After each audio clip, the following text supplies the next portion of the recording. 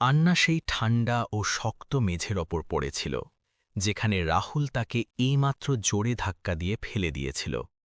তার পেটে হালকা একটি চিনচিনে ব্যথা অনুভূত হল, যা তাকে তার গর্ভে বেড়ে ওঠা ছোট্ট প্রাণের জন্য ভীত করে তুলল। ঘরের বাতাস ভারী ছিল এবং তাতে ঘৃণার গন্ধ স্পষ্ট অনুভব করা যাচ্ছিল, যা পুরো পরিবেশকে বিষাক্ত করে তুলছিল। রাহুলের চোখে দয়ার এক বিন্দুও ছিল না, বরং সেখানে কেবল অহংকার ও নিষ্ঠুরতার কালো ছায়া নাচছিল। শাশুড়ি সুমিত্রা দরজায় দাঁড়িয়ে এই দৃশ্যটি এমনভাবে উপভোগ করছিল যেন সে কোনো বিনোদনমূলক কিছু দেখছে। সে তার ভারী গলায় বলল যে একজন অনাথ মেয়েকে এই বাড়িতে জায়গা দিয়ে তারা অনেক বড় ভুল করেছে। তার কথাগুলো ধারালো তীরের মতো আন্নার হৃদয়কে ছিন্ন ভিন্ন করে দিচ্ছিল, কিন্তু সে তার কষ্ট চেহারায় প্রকাশ পেতে দিল না।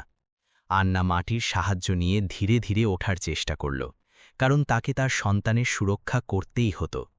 রাহুল তার টেবিলে রাখা মদের গ্লাসটি তুলে নিল এবং এক ঢোক গিলে আন্নার দিকে ঘৃণার দৃষ্টিতে তাকাল। সে চিৎকার করে বলল যে তার বিজনেস পার্টনার নিজের মেয়ের বিয়ে তার সাথে দিতে চায়, যে কিনা কোটি কোটি টাকার সম্পত্তি নিয়ে আসবে। আন্নার দারিদ্র্য এবং তার শান্ত স্বভাব এখনই বাড়ির মানুষের জন্য একটি বোঝা হয়ে দাঁড়িয়েছিল, যা তারা ছুঁড়ে ফেলতে চাইছিল। তারা জানত না যে যাকে তারা সাধারণ মনে করছে সে আসলে কত বিশাল ক্ষমতার অধিকারী। অ্যান্নিয়ার ননদ মায়াও সেখানে চলে এলো এবং অ্যান্নিয়ার পুরনো জামাকাপড় নিয়ে উপহাস করা শুরু করল। সে বলল যে এই বাড়ির বউ হওয়ার যোগ্যতা তোমার কখনোই ছিল না এবং এখন তোমার এখান থেকে বেরিয়ে যাওয়া উচিত। অ্যান্নিয়া তার হাতের মুঠি শক্ত করল এবং তার চোখে এক অদ্ভুত চমক খেলে গেল, যা এতক্ষণ শান্ত ছিল। সে অনুভব করল যে সহ্য করার সীমা এখন পুরোপুরি শেষ হয়ে গেছে এবং এখন জবাব দেওয়ার সময় চলে এসেছে। সুমিত্রা এগিয়ে এসে অ্যানিয়ার হাত ধরল এবং তাকে সদর দরজার দিকে টেনে নিয়ে যাওয়ার চেষ্টা করতে লাগল। সে চিৎকার করে বলল যে আজ এই অপয়াকে বাড়ি থেকে বের করে দিয়েই সে স্বস্তির নিঃশ্বাস ফেলবে। অ্যানিয়া এক ঝটকায় নিজের হাত ছাড়িয়ে নিল, যার ফলে সুমিত্রা টালমাটাল হয়ে গেল এবং পেছনের দিকে পড়তে পড়তে অল্পের জন্য রক্ষা পেল। এই হঠাৎ প্রতিরোধের ফলে রাহুল ও তার পরিবার পুরোপুরি চমকে গেল, কারণ তারা অ্যান্নিয়াকে সবসময় দুমে থাকতে দেখেছিল। রাহুল রাগে লাল নীল হয়ে গেল এবং অ্যান্নিয়াকে চড় মারার জন্য সে দ্রুত বাতাসে হাত তুলল। অ্যান্নিয়া খুব ক্ষিপ্রতার সাথে বাতাসেই তার হাত ধরে ফেলল এবং সরাসরি তার চোখে চোখ রেখে তাকে পেছনে ধাক্কা দিল। তার গলায় এখন আর সেই মিষ্টতা ছিল না, বরং একটি গর্জনরত বাঘিনীর হুঙ্কার ছিল, যা সবাইকে স্তব্ধ করে দিল। সে বলল যে এতক্ষণ সে কেবল সম্পর্কের সম্মান করেছিল, কিন্তু এখন সে তার আসল পরিচয় সবাইকে দেখাতে চলেছে। অ্যান্নিয়া তার ছেঁড়া শাড়ির আঁচল ঠিক করল এবং অনেক গর্বের সাথে মাথা উঁচু করে দাঁড়াল। সে রাহুলকে বলল যে যে টাকা আর ক্ষমতার উপর সে এত অহংকার করছে তা খুবই তুচ্ছ। সে মনে মনে সংকল্প করল যে সে এদের সবাইকে তাদের আসল জায়গা দেখিয়ে তবেই থামবে এবং ন্যায়বিচার নিশ্চিত করবে। তার সন্তান তার সবচেয়ে বড় শক্তিতে পরিণত হয়েছিল এবং সে তার ভবিষ্যতের জন্য যে কোনো পর্যায়ে যেতে প্রস্তুত ছিল। সে তার দৃঢ় ইচ্ছাশক্তি নিয়ে মিলিটারি বুটের মতো ভারী কদমে ঘরের বাইরে পা রাখল এবং একবার পেছনে ফিরে তাকাল। রাহুল ও তার পরিবার এখনও ঘোরের মধ্যে ছিল এবং বুঝতে পারছিল না যে এই পরিবর্তন কিভাবে এলো। আন্না কিছু না বলে তার পুরনো ফোনটি বের করল, যা সে এতদিন এক কোণে লুকিয়ে রেখেছিল। সে একটি বিশেষ নম্বর ডায়াল করল, যা সরাসরি তার পরিবারের প্রধান নিরাপত্তা কর্মকর্তার কাছে যেত, যিনি তার অপেক্ষায় ছিলেন। ফোনের অপর প্রান্ত থেকে একটি ভারী গলার আওয়াজ এলো, যা আন্নাকে রাজকুমারী বলে সম্বোধন করল এবং তার নির্দেশের অপেক্ষা করল। আন্না কেবল দুটি শব্দ বলল, যে সে ফিরে আসছে এবং তাকে নেওয়ার জন্য যেন সাথে সাথে গাড়ি পাঠানো হয়। সে ফোন কেটে দিল এবং অট্টালিকার গেটের দিকে এগিয়ে যেতে লাগল, যেখানে বৃষ্টির ফোঁটা তাকে স্বাগত জানাতে শুরু করেছিল। তার হাঁটার মধ্যে এখন একজন মহারানীর মতো গাম্ভীর্য ছিল, যাকে পৃথিবীর কোনো শক্তি নোয়াতে বা ভাঙতে পারবে না। গেটে পৌঁছতেই হঠাৎ সেখানে বেশ কয়েকটি কালো রঙের গাড়ি এসে থামল, যেখান থেকে কালো স্যুট পরা সশস্ত্র দেহরক্ষীরা নিচে নামল। তারা আহ্নার সামনে সম্মানের সাথে মাথা নোয়াল এবং তার জন্য গাড়ির দরজা খুলে দিয়ে চুপচাপ দাঁড়িয়ে রইল। রাহুল এবং তার বাবা মা জানালা দিয়ে এই সব কিছু দেখছিল এবং তাদের চোখে এখন ভয় দেখা যাচ্ছিল। তারা বুঝতে পারছিল না যে একজন সামান্য অনাথ মেয়ের কাছে এত নিরাপত্তা এবং এত দামি গাড়ি কোথা থেকে এলো। আন্না গাড়িতে বসে পড়ল এবং সে ড্রাইভারকে শহরের সবচেয়ে বড় হাসপাতালের দিকে যাওয়ার নির্দেশ দিল। তার সবচেয়ে আগে নিজের সন্তানের স্বাস্থ্যের চিন্তা ছিল এবং সে কোনো ঝুঁকি নিতে চাইছিল না। গাড়ির জানালা দিয়ে বাইরে তাকাতে তাকাতে সে সেই অলিগলিগুলোকে পেছনে ফেলে এলো, যেখানে সে তার জীবনের সবচেয়ে খারাপ দিনগুলো কাটিয়েছে। এখন সে একটি নতুন কৌশল তৈরিতে মেতে উঠল, যাতে রাহুলের সাম্রাজ্য ধূলিসাৎ করে দেওয়া যায়। হাসপাতালে পৌঁছাতেই ডাক্তারদের একটি পুরো দল আগে থেকেই সদর দরজায় তাকে স্বাগত জানানোর জন্য দাঁড়িয়েছিল। তাকে সাথে সাথে ভিআইপি ওয়ার্ডে নিয়ে যাওয়া হলো, যেখানে আধুনিক মেশিনের সাহায্যে তার ও বাচ্চার স্বাস্থ্য পরীক্ষা শুরু হলো। রিপোর্ট আসার পর জানা গেল যে বাচ্চা নিরাপদ আছে, কিন্তু আন্নার অনেক বেশি বিশ্রাম এবং ভালো খাবারের প্রয়োজন। সে স্বস্তির নিঃশ্বাস ফেলল এবং তার বিশ্বস্ত সেক্রেটারি বিক্রমকে সাথে সাথে নিজের কাছে ডাকার নির্দেশ দিল, যে কিনা তার বাবার খুব কাছের লোক ছিল। বিক্রম কিছুক্ষণের মধ্যেই সেখানে পৌঁছে গেল এবং সে আন্নার অবস্থা দেখে নিজের চোখে লুকিয়ে থাকা রাগ প্রকাশ করল। সে বলল যে সে যদি আগে জানত তবে সে রাহুল ও তার পুরো বংশকে মাটিতে মিশিয়ে দিত। আন্না তাকে শান্ত করল এবং বলল যে সে তাদের এত সহজে মরতে দেবে না, বরং তাদেরকে তিল তিল করে শেষ হতে দেখতে চায়। সে বিক্রমকে বলল যে রাহুলের ব্যবসার প্রতিটি ছোট বড় ফাইল যেন কাল সকালের মধ্যে তার সামনে পেশ করা হয়, যাতে পরিকল্পনা শুরু করা যায়। রাতের নীরবতায় হাসপাতালের কক্ষে বসে আন্না তার পরবর্তী পদক্ষেপের কথা খুব গভীরভাবে ভাবছিল। সে ঠিক করল যে সে সবচেয়ে আগে সেই ব্যাংকগুলোকে নিশানা করবে যেখান থেকে রাহুল বিপুল পরিমাণ ঋণ নিয়ে রেখেছে। সে জানত যে অহংকার মানুষকে অন্ধ করে দেয় এবং রাহুল এই দুর্বলতার কারণেই খুব শিগগিরই মাটিতে লুটিয়ে পড়বে। সে তার পেটে হাত রাখল এবং মৃদু হাসল, যেন সে তার সন্তানকে জয়ের প্রতিশ্রুতি দিচ্ছে। পরের দিন সকাল হতেই আন্না তার পরিবারের আইনজীবীদের একটি সেনাদলকে কাজে লাগিয়ে দিল, যাতে আইনি ফাঁস কষানো যায়। সে গোপনে সেই কোম্পানিগুলোর শেয়ার কেনা শুরু করল যারা রাহুলের ব্যবসার জন্য কাঁচামাল সরবরাহ করত। সে মাকড়সার মতো জাল বুনছিল, যেখানে রাহুল ও তার লোভী পরিবার খুব শিগগিরই মারাত্মকভাবে ফেঁসে যেতে চলেছে। তার চোখে এখন কেবল ন্যায়ের আগুন জ্বলছিল, যা সব কিছু ভস্ম করে দেওয়ার জন্য পুরোপুরি প্রস্তুত ছিল। আন্না হাসপাতালের বিলাসবহুল ঘরের জানালা দিয়ে বাইরের ডুবন্ত সূর্য দেখল এবং তার পরিকল্পনাকে চূড়ান্ত রূপ দিল। সে তার ব্যক্তিগত সচিব বিক্রমকে নির্দেশ দিল যে রাহুলের কোম্পানির সমস্ত প্রধান বিনিয়োগকারীদের একটি গোপন তালিকা তৈরি করা হোক। বিক্রম মাথা ঝুঁকিয়ে তার সম্মতি জানাল এবং বলল যে তাদের পরিবারের প্রভাবে বাজারে তোলপাড় শুরু হয়ে গেছে। আন্না এখন আর সেই অসহায় মেয়েটি ছিল না যে কিনা কেবল চোখের জল ফেলত, বরং সে এখন একজন চতুর এবং শক্তিশালী ব্যবসায়ী। পরের দিন সকালে আন্না তার বিলাসবহুল অফিসে পা রাখল, যেখানে তার বাবার বিশ্বস্ত কর্মচারীরা তাকে স্বাগত জানানোর জন্য দাঁড়িয়েছিল। সে টেবিলে রাখা ফাইলগুলো দেখল, যার মধ্যে রাহুলের পরিবারের কালো কারনামা ও কর ফাঁকির পোক্ত প্রমাণ মজুদ ছিল। রাহুল তার উচ্চাকাঙ্ক্ষার চক্করে পড়ে অনেক সরকারি নিয়ম লঙ্ঘন করেছিল, যা এখন তার ধ্বংসের কারণ হতে চলেছে। আন্না হাসিমুখে সেই নথিপত্রগুলোতে স্বাক্ষর করল, যেগুলো রাহুলের কোম্পানির ভিত নাড়িয়ে দেওয়ার ক্ষমতা রাখে। এদিকে রাহুলের বাড়িতে হাহাকার পড়ে গিয়েছিল, কারণ তার ব্যাংক অ্যাকাউন্টগুলো হঠাৎ কোনো আগাম সূচনা ছাড়াই ফ্রিজ করে দেওয়া হয়েছিল। সুমিত্রা ঘাবড়ে গিয়ে এদিক ওদিক পায়চারি করছিল এবং রাহুলকে জিজ্ঞেস করছিল যে রাতারাতি এসব কিভাবে বদলে গেল। রাহুলের তখনও মনে হচ্ছিল যে এটি কেবল একটি প্রযুক্তিগত ত্রুটি এবং সে শিগগিরই সবকিছু ঠিক করে নেবে। সে এখনও ভাবতেও পারেনি যে আন্নাই এই পুরো আর্থিক সংকটের পেছনের মূল চক্রী হতে পারে। রাহুল তার সবচেয়ে বড় বিনিয়োগকারীকে ফোন করল, কিন্তু অপর প্রান্ত থেকে সে কেবল একটি নিরামিষ জবাব পেল যে চুক্তিটি বাতিল হয়ে গেছে। বিনিয়োগকারী তাকে জানাল যে একটি অজ্ঞাত বড় কোম্পানি বাজারের সব শেয়ার কিনে নিয়েছে এবং রাহুল এখন সংখ্যালঘু।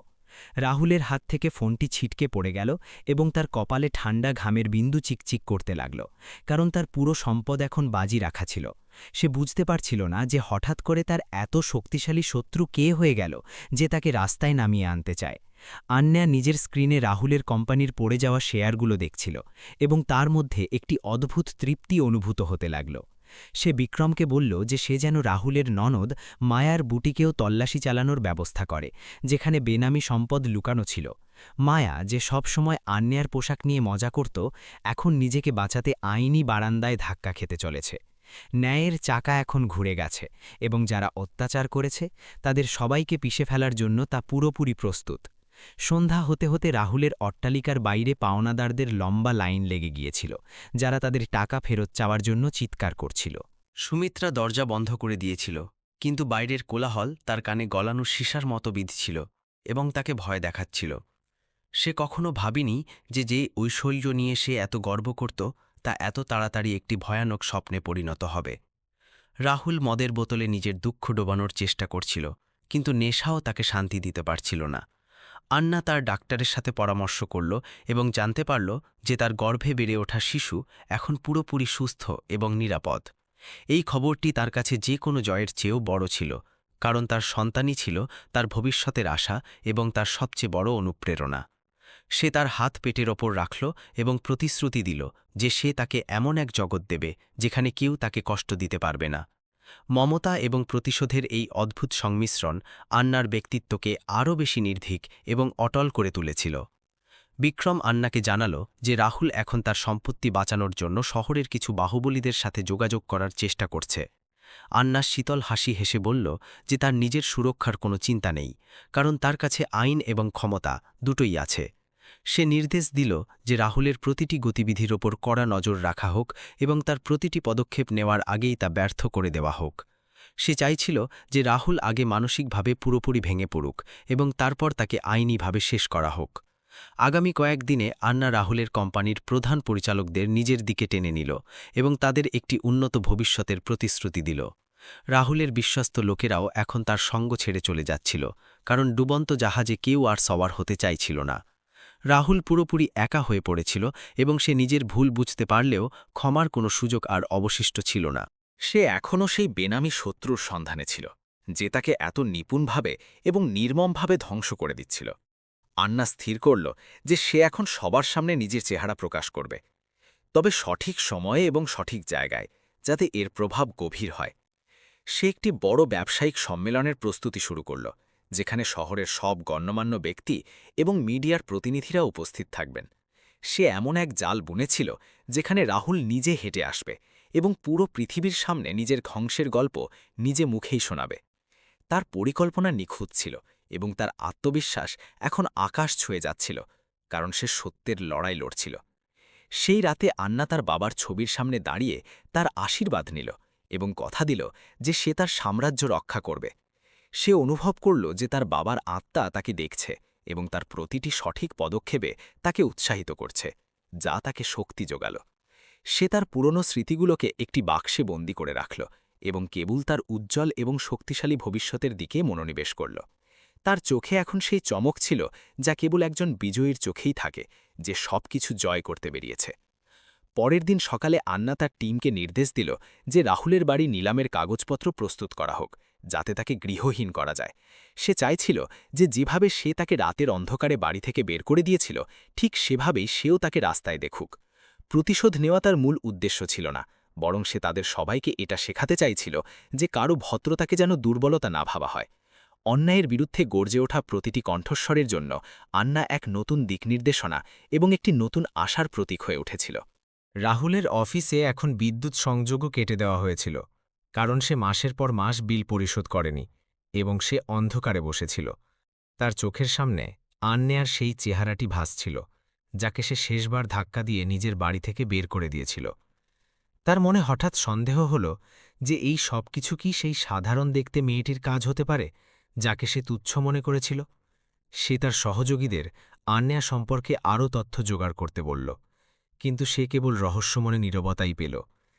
আন্যা নিজের গাড়িতে বসে শহরের রাস্তায় ঘুরতে ঘুরতে সেই গরিবদের বস্তি দেখল, যেখানে সে একসময় সাহায্য করতে চাইত। সে স্থির করল যে সে তার সম্পত্তির একটি বড় অংশ সেই মহিলাদের কল্যাণে ব্যয় করবে যারা গার্হস্থ্য হিংসার শিকার।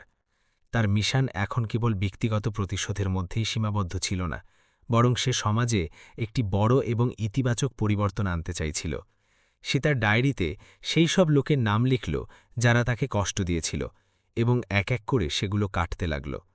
অধ্যায়ের শেষে আন্যা তার নিরাপত্তা দলের সাথে সেই জায়গা পরিদর্শন করল যেখানে তার নতুন প্রকল্পের ভিত্তিপ্রস্তর স্থাপন করা হবে। সে তার ক্ষমতা বিস্তার করছিল এবং রাহুলের ধ্বংসাবশেষের ওপর নিজের নতুন ও বিশাল সাম্রাজ্য দাঁড় করানোর প্রস্তুতি নিচ্ছিল। তার প্রতিটি শ্বাসে এখন একটি নতুন সংকল্প ছিল এবং তার প্রতিটি পদক্ষেপে একটি নতুন গর্জন ছিল যা আগত ঝড়ের সংকেত দিচ্ছিল। পুরো পৃথিবী এখন সেই মহান উত্তরাধিকারিণীর উত্থান দেখতে চলেছে, যে নিজের ছাই থেকে পুনরায় জন্ম নিয়েছিল। রাহুল তার অফিসের ভাঙা চেয়ারে বসেছিল এবং তার চোখের নিচে কালো দাগ স্পষ্ট দেখা যাচ্ছিল। তার কোম্পানির অবস্থা দিন দিন খারাপের দিকে যাচ্ছিল এবং কোনো ব্যাংকেই তাকে নতুন করে ঋণ দিতে রাজি ছিল না। ঘরে পিনপতন নীরবতা বিরাজ করছিল এবং কেবল ঘড়ির টিকটিক শব্দ শোনা যাচ্ছিল, যা যেন তার ধ্বংসের ক্ষণ গুনছে। সে নিজের ভাগ্যকে অভিশাপ দিচ্ছিল এবং বুঝতে পারছিল না যে হঠাৎ করে সবকিছু এত দ্রুত কিভাবে শেষ হয়ে গেল। তখনই তার সেক্রেটারি এসে জানাল যে একটি খুব বড় বিদেশি কোম্পানি শহরে বিনিয়োগ করার পরিকল্পনা করছে এবং তারা নতুন অংশীদার খুঁজছে। রাহুলের চোখে আশার আলো ঝলমল করে উঠল, কারণ তার মনে হল যে হয়তো এটিই সেই পথ যা তাকে আবারও শীর্ষে নিয়ে যেতে পারে। সে অবিলম্বে নির্দেশ দিল যে সেই কোম্পানির কর্মকর্তাদের সাথে যোগাযোগ করা হোক এবং যে কোনো মূল্যে একটি মিটিং ঠিক করা হোক। সে ঘুণাক্ষরেও টের পাচ্ছিল না যে সে নিজেই নিজের ইচ্ছায় মৃত্যুর জালে পা দিতে চলেছে। আন্না তার বিশাল টেবিলের পেছনে বসে স্ক্রিমে রাহুলের কোম্পানির প্রতিটি আর্থিক লেনদেনের ওপর তীক্ষ্ণ নজর রাখছিল। সে এমন একটি পরিকল্পনা করেছিল যা রাহুলের লোভকে ইন্ধন যোগাবে এবং তাকে পুরোপুরিভাবে ঋণের ভারী চোরাবালিতে ঠেলে দেবে।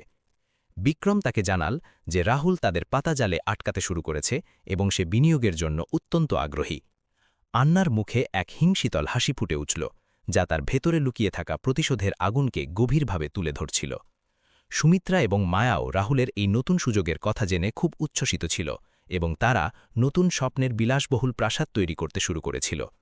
সুমিত্রা বলল যে একবার টাকা আসার পর তারা আবার সমাজে নিজেদের হারানো মান-সম্মান ফিরে পাবে এবং সমস্ত শত্রুকে ধুলোয় মিশিয়ে দেবে।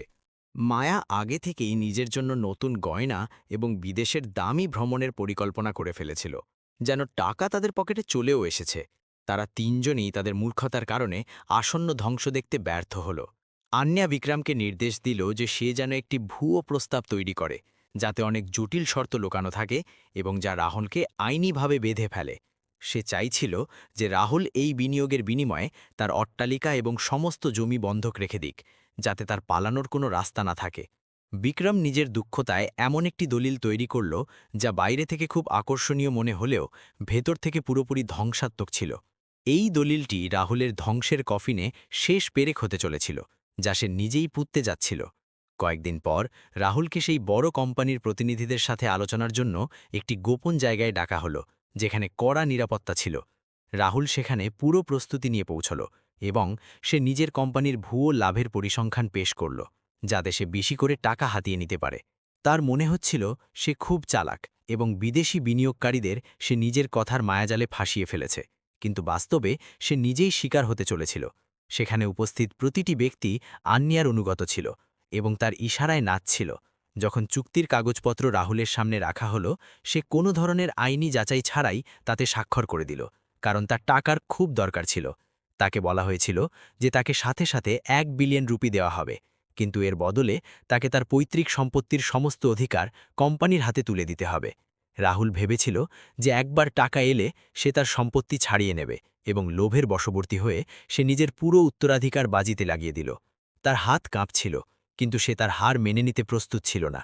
স্বাক্ষর হওয়া মাত্রই আন্যাকে এর খবর দেয়া হলো এবং সে সাথে সাথে তার পরবর্তী চাল চালার জন্য তার আইনজীবীদের দলকে সক্রিয় করে দিল। এখন রাহুল আইনিভাবে তার মুঠোয় ছিল এবং সে যখন খুশি তার সম্পত্তি বাজেয়াপ্ত করতে পারত। কিন্তু সে আরও একটু অপেক্ষা করতে চাইছিল। সে চাইছিল যে রাহুল এই টাকা খরচ করুক এবং তারপর সে জানতে পারুক যে এই টাকা তার কখনোই ছিল না, বরং তা একটি ঋণ ছিল।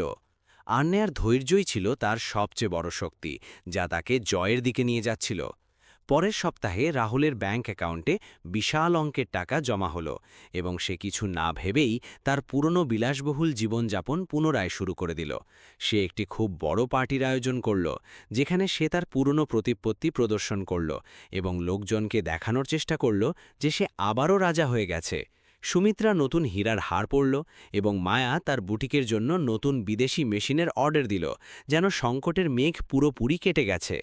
তাদের এই আনন্দ খুব অল্প সময়ের জন্যই টিকতে চলেছিল। আন্যা সেই পার্টির ছবি দেখল এবং রাহুলের মূর্খতায় তার করুণা হল, যে নিজের পরিস্থিতি বোঝার সামান্য চেষ্টাও করেনি। সে অনুভব করল কিভাবে টাকার নেশা মানুষকে অন্ধ করে দেয় এবং তাকে নিজের পতনের আভাসও পেতে দেয় না। সে এখন সেই সময়ের অপেক্ষায় ছিল যখন সে এই পার্টির কোলাহল চিরতরে শান্ত করে দেবে এবং তাদের বাস্তবতার মুখোমুখি দাঁড় করাবে। তার হৃদয় এখন পাথরের মতো শক্ত হয়ে গিয়েছিল এবং সেখানে এই অত্যাচারীদের জন্য কোনো জায়গা ছিল না। হঠাৎ রাহুল একটি নোটিশ পেল, যেখানে লেখা ছিল যে তার কোম্পানির বিরুদ্ধে প্রতারণার নতুন মামলা দায়ের করা হয়েছে এবং তার নতুন বিনিয়োগও এখন বিপদের মুখে। রাহুলের পায়ের নিচ থেকে মাটি সরে গেল যখন সে জানতে পারল যে কোম্পানিটি বিনিয়োগ করেছিল তারা রাতারাতি নিজেদের শর্ত বদলে ফেলেছে। সে চিৎকার করে উঠল এবং নিজের আইনজীবীদের ডাকল, কিন্তু তারা জানালো যে চুক্তির কাগজপত্র পুরোপুরি তার বিরুদ্ধেই লেখা ছিল। এখন তার কাছে না ছিল টাকা, না ছিল নিজের সম্পত্তি বাঁচানোর কোনো আইনি ভিত্তি। সুমিত্রা যখন এই খবর শুনল, সে জ্ঞান হারিয়ে ফেলল এবং বাড়িতে আবারও শোকের ছায়া নেমে এলো, যারা কিছুক্ষণ আগেও আনন্দ উৎসবে মেতেছিল। মায়া কাঁদতে লাগল, কারণ সে জানতে পারল যে তার বুটিকের জমিও এখন সেই বিদেশি কোম্পানির অধিকারে চলে গেছে।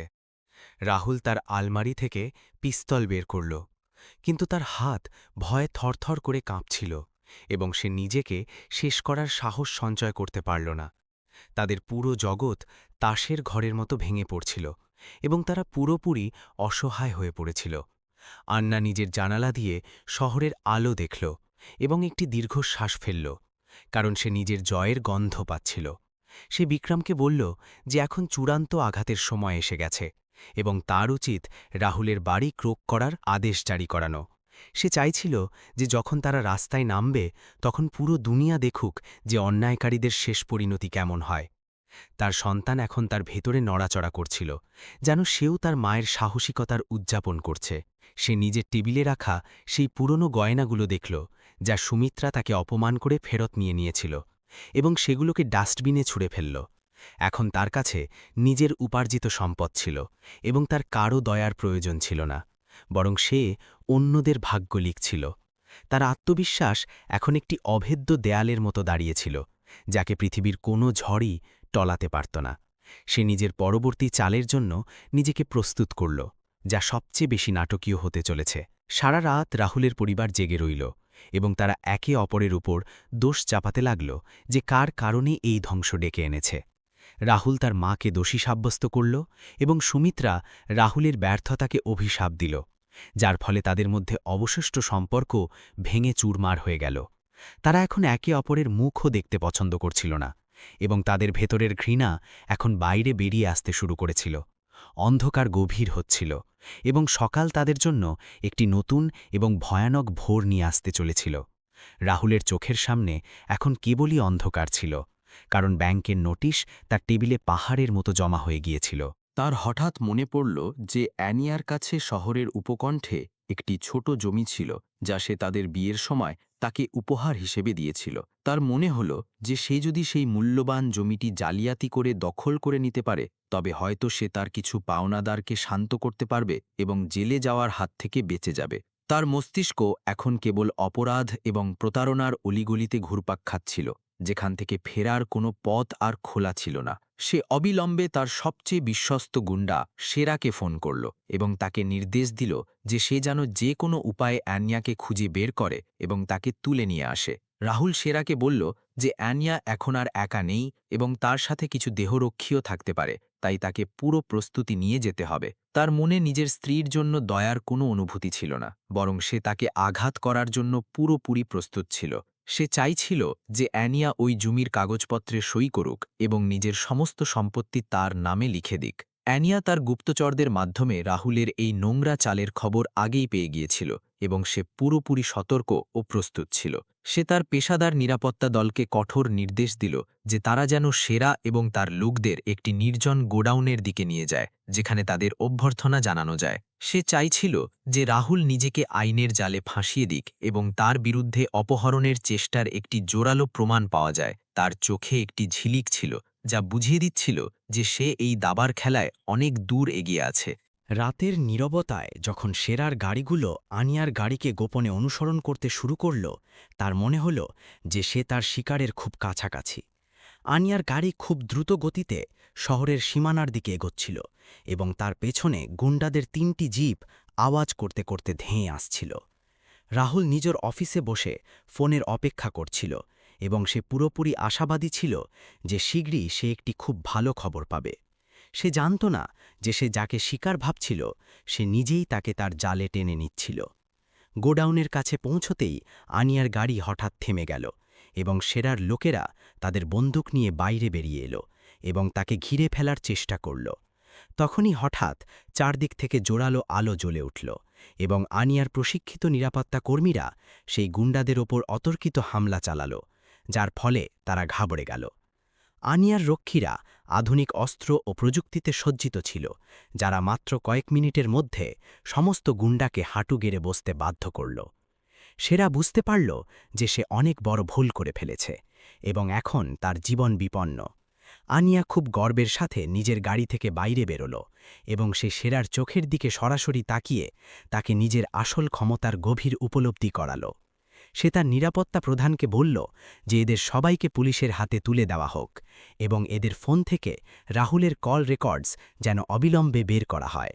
সে আগে থেকেই সেখানে গোপন ক্যামেরা লাগিয়ে রেখেছিল, যা এই পুরো ঘটনাটি রেকর্ড করে নিয়েছিল, যা রাহুলকে জেলে পাঠানোর জন্য যথেষ্ট ছিল। রাহুলের কাপুরুষতা এখন পুরো পৃথিবীর সামনে উন্মোচিত হতে চলেছিল এবং তার সমাপ্তি এখন ঘনিয়ে এসেছিল। হাসপাতালে আন্না ফিরে এসে তার নিজের নিবিড় পরীক্ষা করাল, যাতে মানসিক চাপের কারণে তার বাচ্চার উপর কোনো নেতিবাচক প্রভাব না পড়ে থাকে, এবং সবকিছু স্বাভাবিক পাওয়া গেল। সে জানত যে তাকে নিজের স্বাস্থ্যের বিশেষ যত্ন নিতে হবে, কারণ সে কেবল নিজের জন্য নয় বরং তার সন্তানের ভবিষ্যতের জন্যেও লড়ছিল। সে বিক্রমকে ফোন করল এবং তাকে নির্দেশ দিল যে সে যেন পুলিশ কমিশনারের সাথে কথা বলে এবং রাহুলের বিরুদ্ধে অবিলম্বে গ্রেফতারি পরোয়ানা জারি করায়। এখন সময় এসে গিয়েছিল যে রাহুলকে তার আসল জায়গা দেখানো হোক, যা ছিল অন্ধকার কারাগার। এদিকে রাহুল তার বিলাসবহুল বাড়িতে অস্থিরভাবে পায়চারি করছিল, কারণ সেরার ফোন বন্ধ পাচ্ছিল এবং তার মনে হচ্ছিল খুব খারাপ কিছু একটা ঘটতে চলেছে।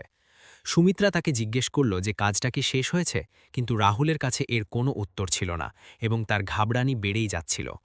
তখনই সে পুলিশের সাইরেনের শব্দ শুনতে পেল, যা এক মুহূর্তের জন্য তার হৃৎস্পন্দন থামিয়ে দিল এবং তার মুখের রং ফ্যাকাশে হয়ে গেল। সে বুঝতে পারল যে তার পাশা উল্টে গেছে এবং এখন কোনো শক্তি তাকে বাঁচাতে পারবে না। পুলিশের একটি বড় দল রাহুলের অট্টালিকাকে চারদিক থেকে ঘিরে ফেলল এবং ভেতরে ঢুকে রাহুলকে হাতকড়া পরানোর আইনি প্রক্রিয়া শুরু করে দিল। সুমিত্রা এবং মায়া চিৎকার করতে লাগল এবং পুলিশদের হুমকি দেওয়ার চেষ্টা করল, কিন্তু আইনের সামনে তাদের এক চুলো চলল না এবং তাদের পিছিয়ে আসতে হলো। রাহুলকে টানতে টানতে পুলিশের গাড়ি পর্যন্ত নিয়ে যাওয়া হলো, যেখানে এলাকার লোক জড়ো হয়ে তার এই অপমানের তামাশা দেখছিল। যে লোকটা গতকাল পর্যন্ত অন্যদের ওপর হুকুম চালাত, সে আজ মাথা নিচু করে দাঁড়িয়েছিল। আন্না টিভিতে রাহুলের গ্রেপ্তারের খবর দেখল এবং তার মনে হল যে ন্যায়ের দিকে এটি তার প্রথম জোরালো ও বড় পদক্ষেপ, যা তার সাহস বাড়িয়ে দিল। সে তার আইনজীবীদের বলল যে তারা যেন রাহুলের জামিনের প্রতিটি চেষ্টাকে নস্যাৎ করে দেয় এবং নিশ্চিত করে যে সে দীর্ঘ সময়ের জন্য গড়াদের পেছনে থাকে। সে চাইছিল যে রাহুল যেন তার প্রতিটি ভুলের জন্য কঠোর শাস্তি পায় এবং সেই যন্ত্রণা অনুভব করে যা সে অন্যকে দিয়েছিল। তার মিশন এখন তার পূর্ণতার দিকে এগিয়ে যাচ্ছিল এবং সে পিছু হটবে না। পরের দিন শহরের খবরের কাগজে রাহুলের কালো কারনামার আলোচনা ছেয়ে গিয়েছিল এবং তার পরিবারের সম্মান মাটিতে মিশে গিয়েছিল, যা তারা বাঁচাতে পারেনি। মায়ার বুটিকও পুরোপুরি সিল করে দেওয়া হয়েছিল, কারণ সেখান থেকে বেশ কিছু অবৈধ নথিপত্র এবং বেনামি সম্পত্তির কাগজপত্র উদ্ধার হয়েছিল, যা তার বিরুদ্ধে শক্ত প্রমাণ ছিল। সুমিত্রা এখন রাস্তায় রাস্তায় ঘুরছিল, কারণ সে অট্টালিকা খালি করার নোটিশ পেয়েছিল এবং তার কোনো আত্মীয় সাহায্যের জন্য এগিয়ে আসেনি। তারা এখন সেই দারিদ্র্যেরই সম্মুখীন হচ্ছিল। আন্নেয়া তার অফিসে একটি গুরুত্বপূর্ণ বৈঠক ডাকল এবং তার টিমকে নির্দেশ দিল যে তারা যেন সেই সব মানুষের সাহায্য করে যাদের রাহুল কখনো ঠকিয়েছিল। সে একজন ন্যায়পরায়ণ শাসকের মতো আবির্ভূত হচ্ছিল, যে কেবল নিজের প্রতিশোধই নিচ্ছিল না, বরং সমাজে ভারসাম্য এবং নৈতিকতাও ফিরিয়ে আনছিল। লোকজন এখন তাকে একজন ত্রাণকর্তা হিসেবে দেখতে শুরু করেছিল এবং তার জনপ্রিয়তা দিন দিন বৃদ্ধি পাচ্ছিল, যার ফলে তার প্রভাব আরও মজবুত হয়েছিল। সে অনুভব করল যে আসল ক্ষমতা কখনো অন্যকে দাবিয়ে রাখার মধ্যে থাকে না। বিক্রম আন্নাকে জানালো যে রাহুল জেলের ভেতরেও তার স্বভাব বদলায়নি এবং সে কিছু কয়েদির মাধ্যমে আন্নাকে হুমকি দিচ্ছে। আন্না কেবল হেসে বলল যে শেয়ালের হুমকিতে বাঘিনী কখনো ভয় পায় না, এবং সে জেলারকে কড়া নির্দেশ পাঠালো যে রাহুলের উপর কড়া নজরদারি রাখা হোক। সে জানত যে রাহুল এখন পুরোপুরি ভেঙে পড়েছে এবং এসবই তার শেষ ছটপটানি, যা খুব তাড়াতাড়ি শান্ত হয়ে যাবে।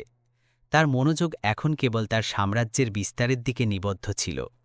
আন্না সিদ্ধান্ত নিল যে সে সেই জমিতে একটি বিশাল এতিমখানা তৈরি করবে, যা রাহুল দখল করতে চেয়েছিল, যাতে সেখানে অসহায় শিশুরা একটি নতুন ঘর এবং শিক্ষা পেতে পারে।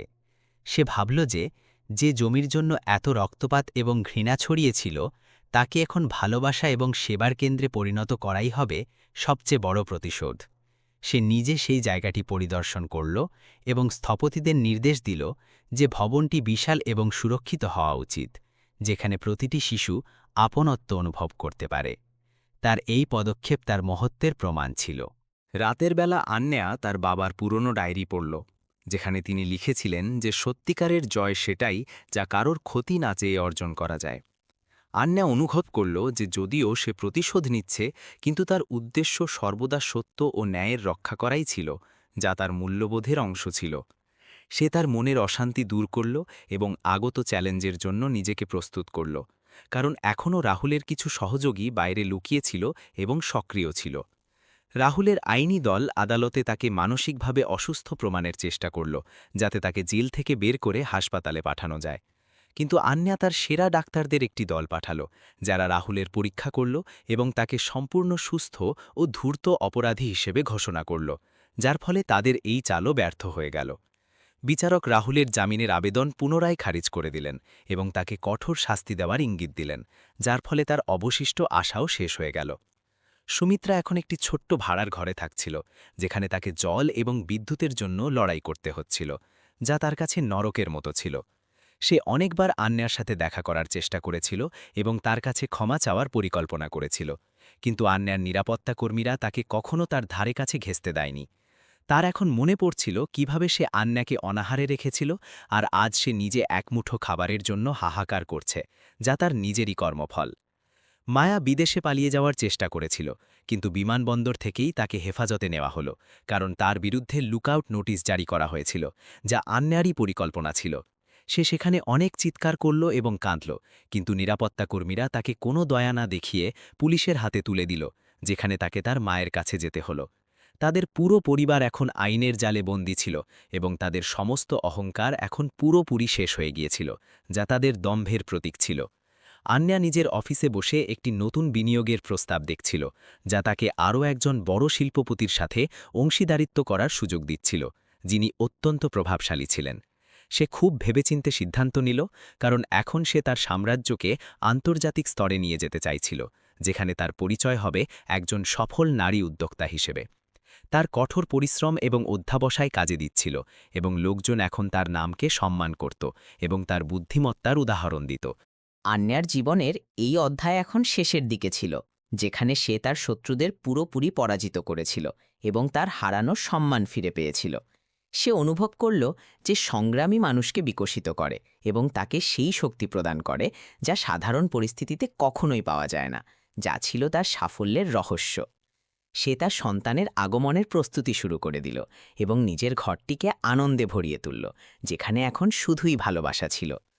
বিক্রম ঘরে প্রবেশ করল এবং জানালো যে সমস্ত অতিথিরা এসে গেছেন এবং তারা আন্নাকে দেখার জন্য অত্যন্ত উৎসুক, কারণ পুরো শহর জুড়ে তারই চর্চা চলছিল। আনেয়া একটি দীর্ঘশ্বাস নিল এবং নিজের ঘর থেকে বাইরে বেরোল, যেখানে তার অপেক্ষায় থাকা জনতা প্রবল করতালি এবং সম্মানের সাথে তাকে স্বাগত জানাল, যা তাকে আপ্লুত করে তুলল। সে মঞ্চের দিকে পা বাড়াল এবং তার গাম্ভীর্যপূর্ণ উপস্থিতির মাধ্যমে সবাইকে মন্ত্রমুগ্ধ করে দিল, যা তার জয়ের দামামা বাজাচ্ছিল। আনেয়া তার ভাষণের শুরুতে সেই সব মানুষকে ধন্যবাদ জানাল যারা তার কঠিন সময় তার পাশে দাঁড়িয়েছিল এবং তার শক্তি হয়েছিল, যারা তার সাফল্যে সাহায্য করেছিল। সে তার গল্পের কিছু অংশ শেয়ার করল এবং জানাল যে কিভাবে সাহস এবং সততার সাথে যে কোনো বড় বাধাকে জয় করা যায়, যা তরুণদের জন্য একটি অনুপ্রেরণা ছিল। মানুষের চোখে তার প্রতি সম্মান ও প্রশংসা স্পষ্ট দেখা যাচ্ছিল, যা তার সংগ্রামে সবচেয়ে বড় অর্জন ছিল। অনুষ্ঠান শেষ হতেই আনেয়া খবর পেল যে রাহুল জেলে নিজের হার মেনে নিয়েছে এবং সে এখন পুরোপুরি ভেঙে পড়েছে, যা তার অহংকারের সমাপ্তি ছিল। আনেয়া এই খবরের ওপর কোনো বিশেষ প্রতিক্রিয়া দেখাল না, কারণ তার জন্য রাহুল এখন অতীতের একটি কালো অধ্যায় মাত্র, যাকে সে পেছনে ফেলে এগিয়ে এসেছে। সে তার দলের সাথে সাফল্যের উদযাপন করল এবং ভবিষ্যতের নতুন পরিকল্পনা নিয়ে আলোচনা করল। শহরের সবচেয়ে বড় অডিটোরিয়াম আজ রাতে আলোতে ঝলমল করছিল, কারণ সেখানে ব্যবসায়িক জগতের মহারথীদের সমাবেশ ঘটেছিল। চারিদিকে দামি গাড়ি এবং রেশমের পোশাকে সজ্জিত লোকজনকে দেখা যাচ্ছিল, যারা এই রহস্যময়ী নারীর সাথে দেখা করার জন্য ব্যাকুল ছিল। রাহুল এবং তার মা সুমিত্রাও ছেঁড়াফাটা অবস্থায় কোনো মতে সেখানে প্রবেশ করতে সফল হয়েছিল, যাতে তারা তাদের ডুবন্ত নৌকাকে বাঁচাতে পারে। তাদের আশা ছিল যে নতুন মালকি তাদের ফরিয়াদ শুনে হয়তো তাদের এই বিশাল ঋণের চোরাবালি থেকে উদ্ধার করতে বড় কোনো সাহায্য করবেন। সুমিত্রা তার পুরনো ও ফ্যাকাশে হয়ে যাওয়া গয়নাগুলো পরেছিল, যা তার পড়তে থাকা সম্মানকে বাঁচানোর এক ব্যর্থ চেষ্টা ছাড়া আর কিছুই মনে হচ্ছিল না। রাহুলের চেহারায় ভয় এবং অস্থিরতা স্পষ্ট ফুটে উঠছিল, কারণ সে তার পুরো জীবনে কখনো এত বড় এবং জাঁকজমকপূর্ণ সভা দেখেনি। তারা দুজনেই ভিড়ের মধ্যে লুকিয়েছিল এবং সেই মুহূর্তের অপেক্ষা ছিল যখন মঞ্চে সেই বিশাল সাম্রাজ্যের উত্তরাধিকারিণীর আগমন ঘটবে। তাদের কাছে এখন হারানোর মতো আর কিছুই অবশিষ্ট ছিল না এবং এটিই তাদের শেষ আশা ছিল, যা তারা আঁকড়ে ধরেছিল। তখনই হঠাৎ ঢাকঢোল এবং শঙ্খের ধ্বনির সাথে পুরো হলে পিন-পতন নীরবতা নেমে এলো এবং সবার দৃষ্টি মূল প্রবেশদ্বারের দিকে ঘুরে গেল। সোনালি পোশাকে মোড়ানো এক অত্যন্ত তেজস্বী এবং গাম্ভীর্যপূর্ণ নারী হলে প্রবেশ করলেন, যার চারপাশে সশস্ত্র আর চেহারায় এক ঐশ্বরিক আভা ছিল এবং তার উঁচু করা মাথা তার অটুট শক্তি এবং উচ্চ বংশের সাক্ষ্য চিৎকার করে দিচ্ছিল। তার হাঁটার ভঙ্গিতে এমন এক রানীর দম্ভ ছিল, যাকে দেখে বড় বড় রথী মহারথীরাও সম্মানে মাথা নত করলেন। আন্যা যেমনই মঞ্চে পা রাখল, রাহুলের পায়ের তলা থেকে মাটি সরে গেল এবং তার চোখের সামনে অন্ধকার নেমে এলো, যেন কোনো প্রলয় উপস্থিত হয়েছে। সে তার চোখ বেশ কয়েকবার রগড়াল, কারণ তার বিশ্বাস হচ্ছিল না যে সামনে দাঁড়িয়ে থাকা এই ঐশ্বর্যশালী নারী সেই আন্যা, যাকে সে লাথি মেরে বাড়ি থেকে বের করে দিয়েছিল। সুমিত্রা মুখ হাঁ হয়ে রইল এবং তার শরীর কাঁপতে লাগল যখন সে দেখল যে যাকে সে তুচ্ছ মনে করত সেই আজই পুরো শহরের মালকিন হয়ে বসে আছে। আন্যা মাইক হাতে নিল এবং তার গভীর ও শান্ত গলায় সভাকে সম্বোধন করতে শুরু করল, যার ফলে পুরো অডিটোরিয়ামে এক ভিন্ন শক্তির সঞ্চার হল। সে তার যাত্রা সম্পর্কে কথা বলল এবং জানালো যে কিভাবে প্রতারণা এবং নিষ্ঠুরতা তাকে আরও বেশি শক্তিশালী করেছে এবং তাকে তার আসল পরিচয় ফিরে পেতে অনুপ্রাণিত করেছে। সে কারোর নাম তো নীল ভগ্নিপতি, কিন্তু তার তীর্যক দৃষ্টি বারবার ভিড়ের মধ্যে দাঁড়িয়ে থাকা রাহুল এবং তার মাকে বিদ্ধ করছিল, যার কারণে তারা ঘামে ভিজে যাচ্ছিল। রাহুল সাহস জুগিয়ে মঞ্চের দিকে এগোনোর চেষ্টা করল, যাতে সে আন্যার কাছে ব্যক্তিগতভাবে ক্ষমা চাইতে পারে এবং হয়তো তাকে নিজের কথার জালে আবারও ফাঁসাতে পারে। কিন্তু সে সামনে পা বাড়াতেই বিক্রম তাকে মাঝপথেই থামিয়ে দিল এবং অত্যন্ত কঠোর সুরে তাকে পিছিয়ে যাওয়ার কড়া সতর্কবাণী শুনিয়ে দিল। আন্যা ওপর থেকেই রাহুলের দিকে তাকাল এবং তার চোখে সেই ঘৃণা ও বিরক্তি স্পষ্ট দেখা যাচ্ছিল, যা রাহুলের অবশিষ্ট সাহসকেও পুরোপুরি ভেঙে চুরমার করে দিল। সমস্ত মিডিয়ার সামনে আন্যা একটি বড় পর্দা নামাল, যার ওপর রাহুলের পরিবারের দ্বারা করা অত্যাচারের এবং তাদের কোম্পানির জালিয়াতির সমস্ত দলিল ও ভিডিও চলতে লাগল। লোকজন অবাক হয়ে গেল যখন তারা দেখল যে কিভাবে একজন গর্ভবতী নারীকে নির্দয়ভাবে মারধর করা হলো এবং তাকে রাতের অন্ধকারে অসহায় অবস্থায় রাস্তায় মরার জন্য ফেলে রাখা হলো। সমাজের গণ্যমান্য ব্যক্তিরা রাহুল এবং সুমিত্রার দিকে থুতু ফেলতে শুরু করল এবং তাদের অপমান করল, কারণ তাদের আসল রূপ এখন সবার সামনে পুরোপুরি নগ্ন হয়ে পড়েছিল। সুমিত্রা কাঁদতে কাঁদতে চিৎকার করল যে এসব মিথ্যা এবং আন্যা তাদের ইচ্ছাকৃতভাবে বদনাম করছে, কিন্তু তার কাছে নিজের নির্দোষিতা প্রমাণ করার জন্য কোনো প্রমাণই ছিল না। সেখানে উপস্থিত পুলিশের উচ্চপদস্থ কর্মকর্তারা সাথে সাথে ব্যবস্থা নেওয়ার নির্দেশ দিলেন এবং রাহুলকে সভার মাঝখান থেকেই গ্রেফতার করার জন্য হাতকড়া বের করলেন। সেখানে উপস্থিত প্রতিটি ব্যক্তি এখন আন্যার সাহসিকতার প্রশংসা করছিল, যে এত বড় বিপদ সহ্য করার পরও নিজের আত্মসম্মানকে মরতে দেয়নি এবং শক্ত হাতে মোকাবিলা করেছে। আন্যা হাসতে হাসতে বলল যে ন্যায় বিচার কখনো কখনো দেরিতে হলেও ঠিকই পাওয়া যায়, এবং আজ সেই দিন যখন পাপের ঘড়া পুরোপুরি ভরে গেছে। সে ঘোষণা করল যে সে রাহুলের সমস্ত বাজেয়াপ্ত করা সম্পত্তি একটি ট্রাস্টে দান করছে, যা নির্যাতিত মহিলাদের উন্নতির জন্য কাজ করবে। এই সিদ্ধান্ত জনতার মন জয় করে নিল এবং পুরো হলে করতালির আওয়াজ গমগম করতে লাগল, যা অনেকক্ষণ ধরে শান্ত হল না এবং পরিবেশ পুরোপুরি বদলে গেল। রাহুলকে টানতে টানতে বাইরে নিয়ে যাওয়া হলো, যেখানে মিডিয়ার ক্যামেরাগুলো তার এই লজ্জাজনক হার চিরকালের জন্য বন্দী করে নিল। মায়া, যে এতক্ষণ একটি কোণে লুকিয়ে দেখছিল, সে পালানোর চেষ্টা করল, কিন্তু নিরাপত্তা কর্মীরা তাকেও ধরে ফেলল, কারণ সেও এই অপরাধের সমান অংশীদার ছিল। আন্যা শান্তভাবে নিজের চেয়ারে বসে জুসের এক চুমুক নিল এবং তার পেটে হাত রেখে নিজের সন্তানকে এই জয়ের অনুভূতি প্রদান করল। সে অনুভব করল যে তার বোঝা এখন অনেকটাই হালকা হয়ে গেছে এবং তার মন এখন পুরোপুরি শান্ত এবং সন্তুষ্ট, কারণ সে তার কথা রেখেছে। এই সন্ধ্যাটি তার জীবনের সবচেয়ে গুরুত্বপূর্ণ এবং স্মরণীয় সন্ধ্যা হয়ে উঠেছিল, যা সবকিছু চিরকালের জন্য বদলে দিয়েছিল। পার্টি শেষ হওয়ার পর যখন নীরবতা নেমে এলো, তখন আন্না একান্তে বিক্রমের সাথে কথা বলল এবং তাকে পরবর্তী পর্যায়ের প্রস্তুতি নেওয়ার নির্দেশ দিল, যাতে কোনো খামতি না থাকে। সে জানত যে আইনি লড়াই এখনও দীর্ঘ হবে, কিন্তু সে নিজের অবস্থানকে এতটাই মজবুত করে নিয়েছিল যে হার এখন অসম্ভব বলে মনে হচ্ছিল। সে জানালা দিয়ে আকাশের তারাগুলো দেখল এবং অনুভব করল যে তার পূর্বপুরুষদের আত্মারাও আজ তার জন্য গর্ববোধ করছে এবং তাকে আশীর্বাদ করছে। তার চেহারায় এমন এক প্রশান্তি ছিল যা কেবল কঠোর পরিশ্রম এবং সত্যের জয়ের পরই কারো মুখে আসে।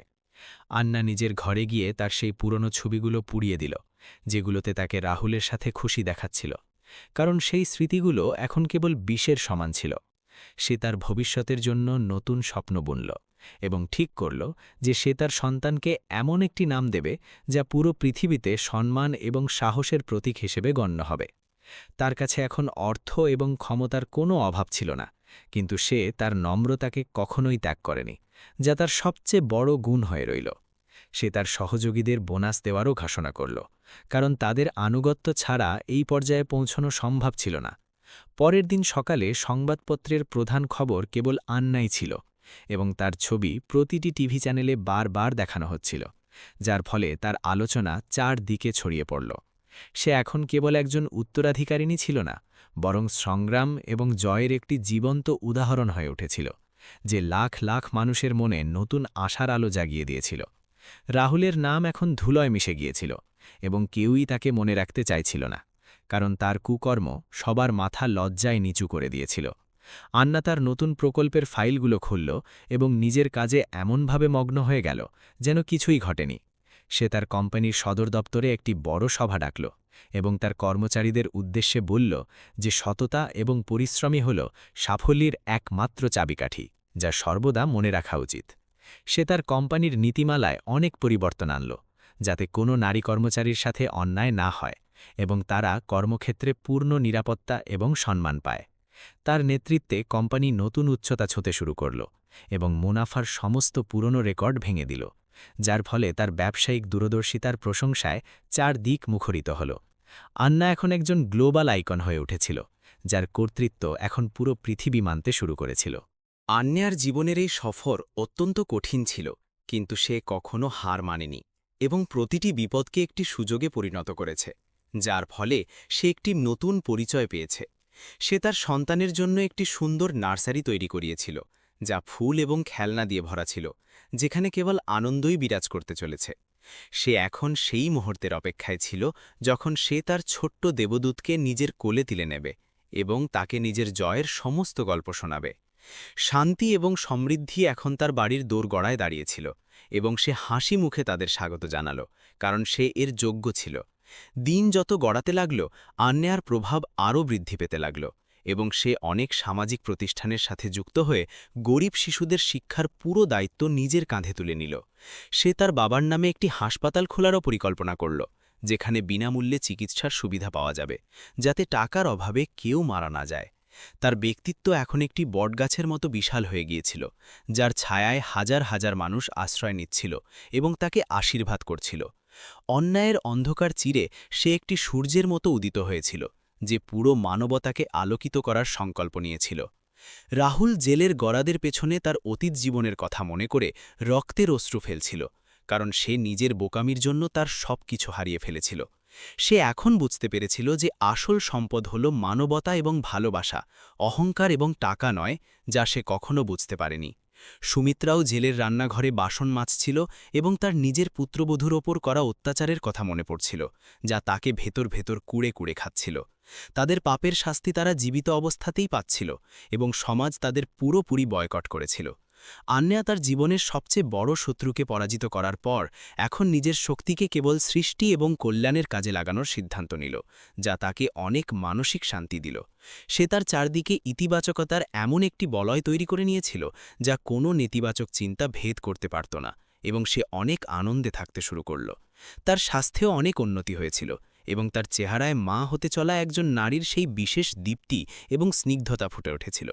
সে এখন তার জীবনের সবচেয়ে সুন্দর এবং রোমাঞ্চকর অধ্যায়টি শুরু করার জন্য পুরোপুরি প্রস্তুত ছিল, যা খুব শীঘ্রই আসতে চলেছিল। আন্নার বিশ্বস্ত সচিব বিক্রম তাকে জানালো যে রাহুলের কিছু পুরনো অংশীদার এখন তার সাথে আপোষ করতে চাইছে এবং তাদের ভুলের জন্য ক্ষমা চাইতে চাইছে।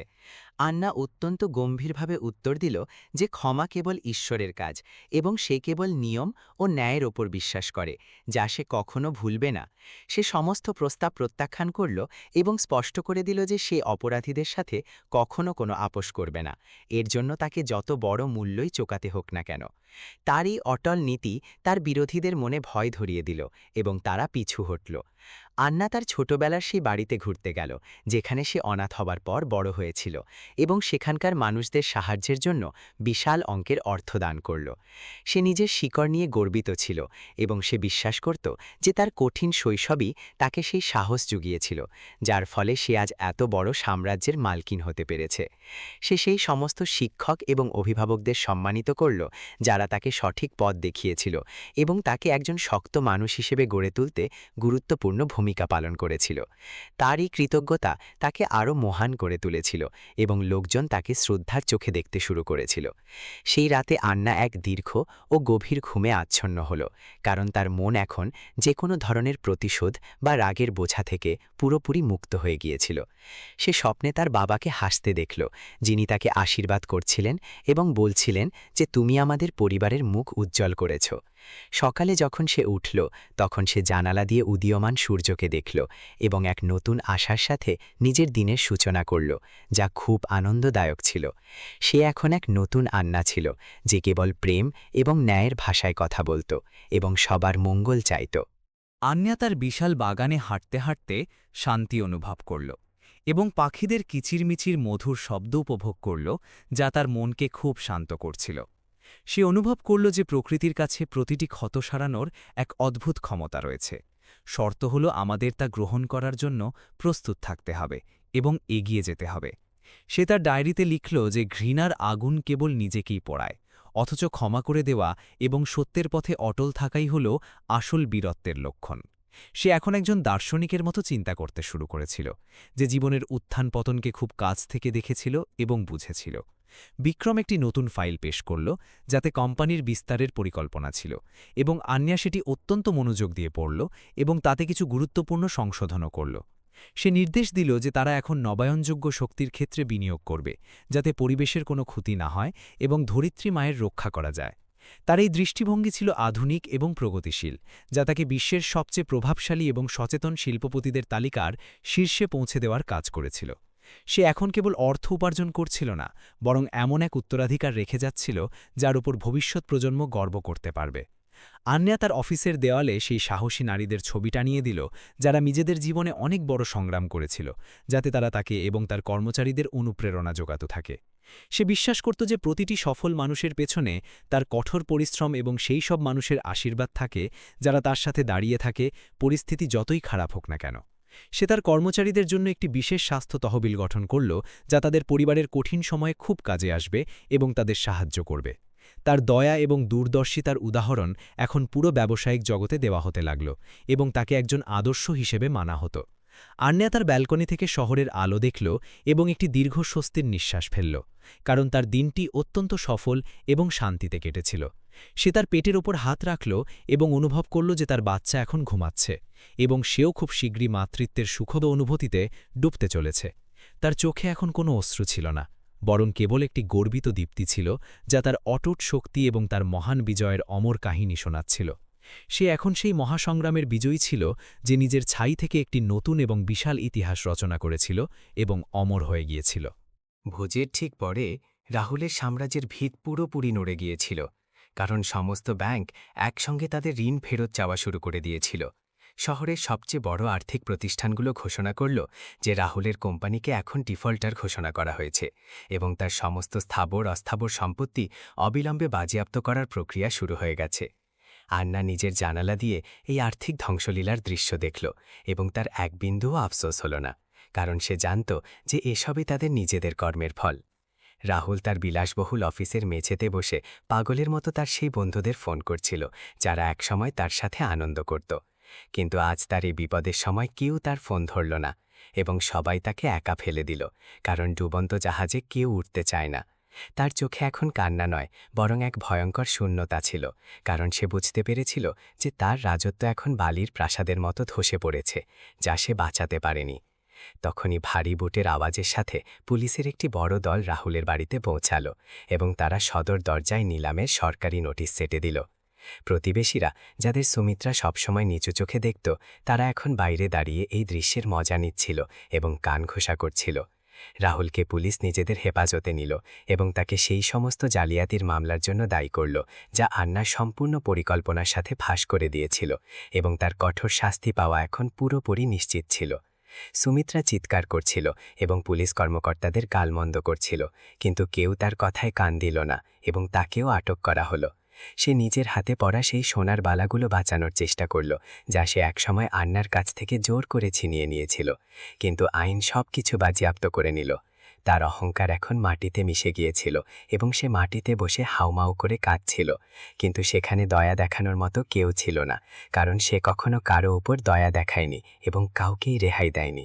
মায়ার সেই বুটিক, যা একসময় শহরের নামি দামি লোকেদের আড্ডাখানা ছিল, তাকে এখন ভারী লোহার শেকল এবং বড় তালা দিয়ে পুরোপুরি সিল করে দেওয়া হলো। সেখানে কাজ করা মেয়েরাও তার বিরুদ্ধে বয়ান দিল যে কিভাবে সে তাদের হয়রানি করত এবং তাদের বেতন আটকে রাখত, যার ফলে তার বিপদ আরও বেড়ে গেল। সে এখন রাস্তায় ঘুরে বেড়াচ্ছিল এবং মাথা গোজার ঠাঁইও পাচ্ছিল না, কারণ তার সম্মান পুরোপুরি শেষ হয়ে গিয়েছিল এবং সবাই তাকে ভয় পেত। রাহুলের সেই প্রেমিকা, যে নিজেকে খুব ধনী এবং প্রভাবশালী হিসেবে দেখাত, সে বিপদ দেখা মাত্রই চুপি চুপি শহর ছেড়ে পালিয়ে গেল। সে যাওয়ার সময় রাহুলের ড্রয়ারে রাখা কিছু শেষ দামি হিরে এবং নগদ টাকাও সাথে নিয়ে গেল, যা রাহুলকে আরও বড় ধাক্কা দিল এবং সে পুরোপুরি ভেঙে পড়ল। সে এখন বুঝতে পারল যে যে নারীর জন্য সে তার গর্ভবতী স্ত্রীকে অত্যাচার করেছিল, সে নিজেই এক বড় ধোঁকাবাজ এবং লোভী মানুষ বেরোল, যে কেবল টাকাকে ভালোবাসত, আর কিচ্ছু নয়। আন্না হাসপাতালের নিজের বিছানা থেকে এই প্রতিটি ঘটনার খবর নিচ্ছিল এবং তার মনে হল যে ন্যায়ের চাকা অবশেষে পুরোপুরি ঘুরে গেছে। সে তার বিশ্বস্ত বিক্রমকে নির্দেশ দিল যে রাহুল এবং তার পরিবার যেন কোনো অবস্থাতেই জামিন না পায় এবং তাদের বিরুদ্ধে মামলা যেন দ্রুত চালানো হয়। সে এখন তার সন্তানের নিরাপদ ভবিষ্যতের ভিত্তি স্থাপন করছিল এবং চাইছিল যে সমাজ থেকে এমন বিষাক্ত মানুষদের পুরোপুরি বিনাশ হয়ে যাক, যাতে ভবিষ্যতে আর কোনো মেয়ে তাদের শিকার না হয়। বিক্রম এসে জানাল যে রাহুলের কোম্পানির শেয়ার এখন শূন্যের কোঠায় নেমে এসেছে এবং তার সমস্ত কারখানা এখন আন্নার ট্রাস্টের অধিকারে চলে এসেছে। আন্না সিদ্ধান্ত নিল যে সেই কারখানাগুলো বন্ধ করবে না, বরং সেখানে কর্মরত শ্রমিকদের স্বার্থ রক্ষা করবে এবং তাদের উন্নত সুযোগ সুবিধা প্রদান করবে। সে তার ক্ষমতা ধ্বংসের জন্য নয়, বরং নির্মাণের জন্য ব্যবহার করতে শুরু করল, যার ফলে ব্যবসায়িক মহলে তার সম্মান আরও গৌরবময়ভাবে প্রতিষ্ঠিত হল এবং মানুষ তাকে সম্মান করতে শুরু করল। আদালতের কার্যক্রমের সময় যখন রাহুলকে কাঠগড়ায় দাঁড় করানো হলো, সে একজন অপরাধীর মতো মাথা নিচু করে দাঁড়িয়েছিল এবং তার গলা পুরোপুরি বসে গিয়েছিল। সরকারি আইনজীবী সেই সমস্ত প্রমাণ পেশ করলেন যা আন্যা তার কঠোর পরিশ্রম এবং বুদ্ধিমত্তা দিয়ে সংগ্রহ করেছিল, এবং সেগুলো থেকে বেঁচে যাওয়া রাহুলের পক্ষে একেবারেই অসম্ভব ছিল। বিচারক মামলার গুরুত্ব বিবেচনা করে রাহুলের বিরুদ্ধে কড়া মন্তব্য করলেন এবং তাকে জেলের অন্ধকূপে পাঠানোর নির্দেশ জারি করলেন, যার ফলে সে পুরো পৃথিবীর সামনে উন্মোচিত হয়ে চূর্ণ বিচূর্ণ হয়ে গেল। জেলের সেই অন্ধকার প্রকোষ্ঠে রাহুলের এখন তার সেই ভুলগুলোর কথা মনে পড়ছিল যা সে আন্যার সাথে করেছিল, এবং সে অনুশোচনার আগুনে জ্বলছিল। তার বারবার আন্যার সেই চেহারাটি মনে পড়ছিল, যখন সে গর্ভবতী হওয়া সত্ত্বেও তার সামনে দয়ার ভিক্ষা চাইছিল এবং সে তাকে তাড়িয়ে দিয়েছিল। এখন সেই আন্যা এক বিশাল সাম্রাজ্যের মালকিন ছিল, আর সে একজন তুচ্ছ কয়েদি যাকে সমাজের প্রতিটি স্তর ঘৃণার চোখে দেখছিল এবং অপমান করছিল।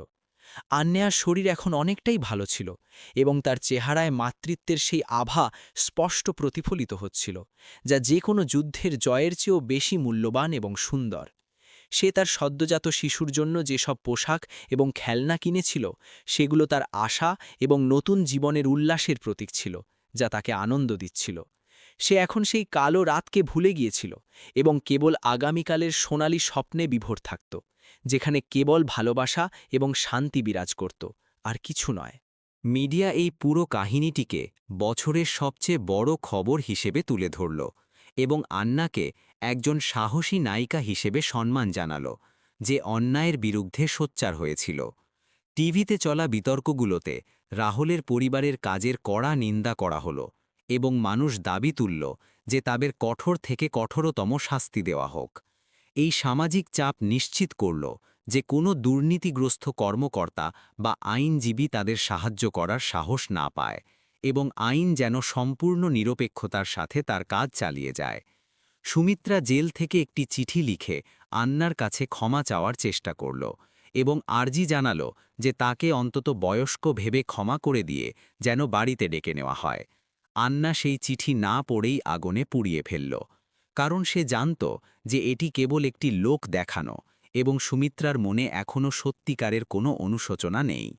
সে তার মনের দরজা সেই সমস্ত মানুষের জন্য চিরতরে বন্ধ করে দিয়েছিল যারা তার মাতৃত্ব ও সম্মানকে আঘাত করেছিল এবং তাকে ভেঙেছিল। শেষমেশ রাহুলের অট্টালিকা সরকারি কর্মকর্তারা নিজেদের দখলে নিয়ে নিল এবং সেখানকার সমস্ত দামি জিনিসপত্র নিলাম করে দিল, যাতে পাওনাদারদের টাকা শোধ করা যায়। সেই জাঁকজমকপূর্ণ বাড়ি, যা এক সময় অহংকারের প্রতীক ছিল, তা এখন খাঁ খাঁ করছিল এবং তার দেওয়াল থেকে রাহুলের পরিবারের আর্তনাদ এবং তাদের পতন স্পষ্ট অনুভব করা যাচ্ছিল। আন্না দূর থেকে সেই বাড়িটি দেখল এবং তার গাড়ি এগিয়ে নিয়ে যাওয়ার নির্দেশ দিল, কারণ তার এখন আর পেছনে ফিরে তাকানোর কোনো প্রয়োজন ছিল না এবং তার ভবিষ্যৎ সুন্দর ছিল। রাহুলের বংশের নাম এখন ইতিহাসের পাতা থেকে মুছে যাওয়ার দ্বারপ্রান্তে ছিল এবং তাদের কাছে না তো কোনো উত্তরাধিকারী অবশিষ্ট ছিল, না তো কোনো সম্পত্তি যা তাদের বাঁচিয়ে রাখতে পারে। তাদের শেষ পরিণতি এতটাই ভয়াবহ এবং লজ্জাজনক ছিল যে ভবিষ্যৎ প্রজন্ম তাদের নাম ঘৃণার সাথে স্মরণ করবে এবং এটিকে একটি শিক্ষা হিসেবে গ্রহণ করবে, যা সর্বদা অনুপ্রাণিত করবে। অ্যান্যা তার ডায়েরিতে রাহুলের নামের ওপর একটি বড় কাটাচিহ্ন দিল এবং তার সাফল্যের একটি নতুন এবং অনুপ্রেরণামূলক গল্প লেখার জন্য কলম তুলে নিল, যা অত্যন্ত অর্থবহ ছিল। শহরের ব্যবসায়ীদের মধ্যে এখন আতঙ্কের পরিবেশ বিরাজ করছিল, কারণ তারা দেখে নিয়েছিল যে নারী শান্ত দেখায় তাকে ঘাটালে সে কতটা প্রলয়ঙ্করী হতে পারে। অ্যান্যা তার বৈঠকগুলোতে স্পষ্ট করে দিল যে সে কেবল তাদের সাথেই ব্যবসা করবে যারা সততা এবং নৈতিক মূল্যবোধ মেনে চলে এবং অন্যদের শোষণ করে না। তার এই নীতি শহরের পুরো ব্যবসায়িক পরিবেশকে বদলে দিল এবং দুর্নীতির মূলে এক বিরাট আঘাত হানল, যার ফলে সমাজে সংস্কারের জোয়ার এল। বিক্রম একটি নতুন ফাইল এনে অ্যান্যার হাতে দিল, যেখানে সেই সমস্ত সম্পত্তির তালিকা ছিল যা এখন আনুষ্ঠানিকভাবে তার নামে হস্তান্তরিত হয়ে গিয়েছিল এবং তা খুবই মূল্যবান ছিল। অ্যান্না সেই সম্পত্তিগুলো দেখতে দেখতে ভাবল যে অর্থের প্রকৃত ব্যবহার সেটাই যা অন্যদের জীবনে আলো নিয়ে আসতে পারে, নিজের স্বার্থে লুকিয়ে রাখার জন্য নয়। সে একটি বিশাল ফাউন্ডেশন প্রতিষ্ঠা করল, যা গ্রামীণ এলাকায় নারীদের স্বাবলম্বী করার জন্য বিভিন্ন ধরনের দক্ষতা উন্নয়ন কেন্দ্র পরিচালনা করবে এবং তাদের ক্ষমায়িত করবে। জেলে রাহুল যখন জানতে পারল যে আন্না তার সমস্ত সম্পত্তি দখল করে নিয়েছে এবং তার সমাজসেবায় লাগিয়ে দিয়েছে, তখন তার রাগ সপ্তমে চড়ে গেল। সে জেলের দেওয়ালে নিজের মাথা ঠুকতে লাগল, কিন্তু সেখানে তার কথা শোনার মতো কেউ ছিল না এবং সিপাহীরা তাকে লাঠিপেটা করে শান্ত থাকার কড়া সতর্কবাণী দিল। তার মানসিক অবস্থা এখন খারাপ হতে শুরু করেছিল, কারণ সে নিজের হার মেনে নিতে পারছিল না এবং তার মনে হচ্ছিল যে তার পুরো জীবনটা এই জেলেই কাটবে। মায়া জেলের ভেতরেই অন্য কয়েদিদের সাথে ঝগড়া করার চেষ্টা করেছিল, কিন্তু সেখানকার পুরনো এবং ভয়ঙ্কর মহিলা কয়েদিরা তাকে ভালোমতা শিক্ষা দিল এবং তার সমস্ত দম্ভ বের করে দিল। সে এখন বুঝতে পারল যে নিরাপত্তাকর্মী এবং বাবার টাকা ছাড়া সে কিছুই না এবং তার অস্তিত্ব একটি তুচ্ছ মাটির সমান, যাকে যে কেউ মারিয়ে যেতে পারে। তার চোখে এখন সেই অশ্রু ছিল যা অনুশোচনার নয়, বরং নিজের অসহায়ত্ব এবং হারানো বিলাসবহুল জীবন হারানোর গভীর দুঃখের ছিল, যা তাকে কুড়ে কুড়ে খাচ্ছিল। আন্না তার বাড়িতে একটি ছোট মন্দির তৈরি করাল, যেখানে সে প্রতিদিন সকালে তার সন্তানের উজ্জ্বল ভবিষ্যতের জন্য প্রার্থনা করত এবং তার পূর্বপুরুষদের স্মরণ করত।